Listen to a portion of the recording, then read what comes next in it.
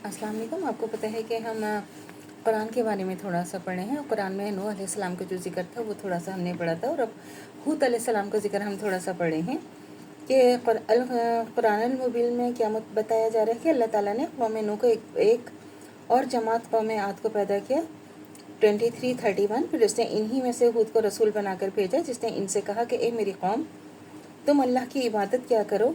23:32। और तुम लोग दूसरे को शरीक बनाकर अल्लाह पर बहतान लगाते हो। 11:50। अल्लाह के सिवा तुम्हारा कोई माबूद नहीं, तो क्या तुम डरते नहीं हो। 23:32। उन्होंने कहा मैं तुम्हारा अमानतदार रसूल हूँ। 26:125। तो तुम अल्लाह से डरो और मेरी अताअत करो। 26 और 126।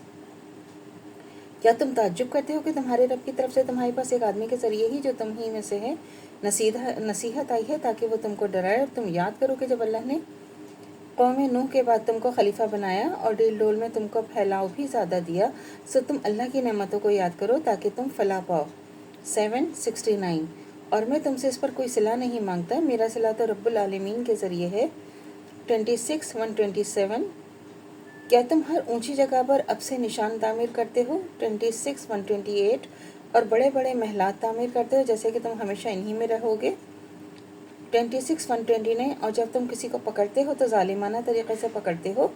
26:130। तो तुम अल्लाह से डरो, मेरी अताअत करो। 26:131। तो इनकी कौम में जो सरदार थे वो कुफर क्या करते थे और आखिरत के आने को झूठ जाना करते थे। दुनिया की ज़िंदगी में अल्लाह ताला के ने इनको ऐश दिया था। कहने लगे ये शख्स जो है तुम ही जैसा आदमी है, और जो तुम खाते हो वो वही खाता है, और जो तुम पीते हो वो वही पीता है। 23:33। अगर तुमने अपने जैसे आदमी की बात मान ली तो तुम फिर घाटे ही में रहोगे। 23:34।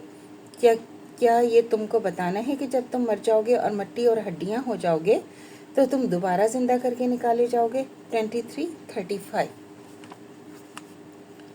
तुमसे बहुत दूर, जिस बात का वो तुमसे वादा करता है वो तुमसे बहुत दूर है और बहुत ही दूर है। 23:36।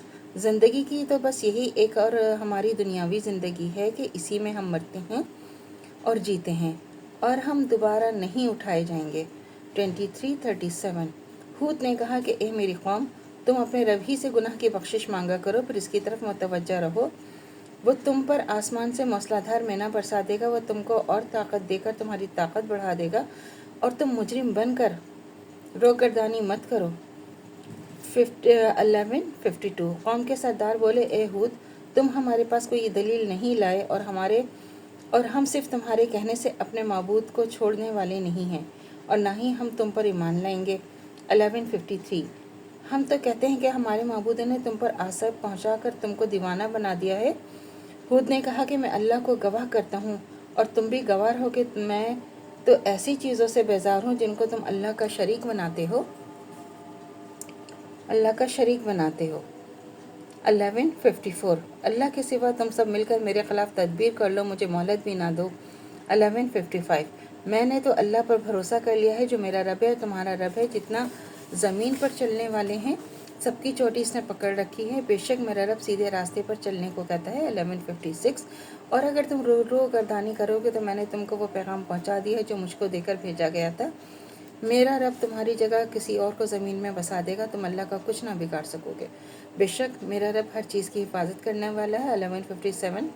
वो कहने लगे कि आप हमारे पास इसलिए आए हैं कि हम एक अल्लाह की बंदगी क्या करें, इन बुतों को छोड़ दें जिनको हमारे बाप दादा पूछते चले आए हैं। तो उन्होंने कहा फिर वो अज़ाब हमारे पास लाओ जिसकी तुम धमकी दिया करते हो, अगर तो तुम सच्चे हो। 7:70।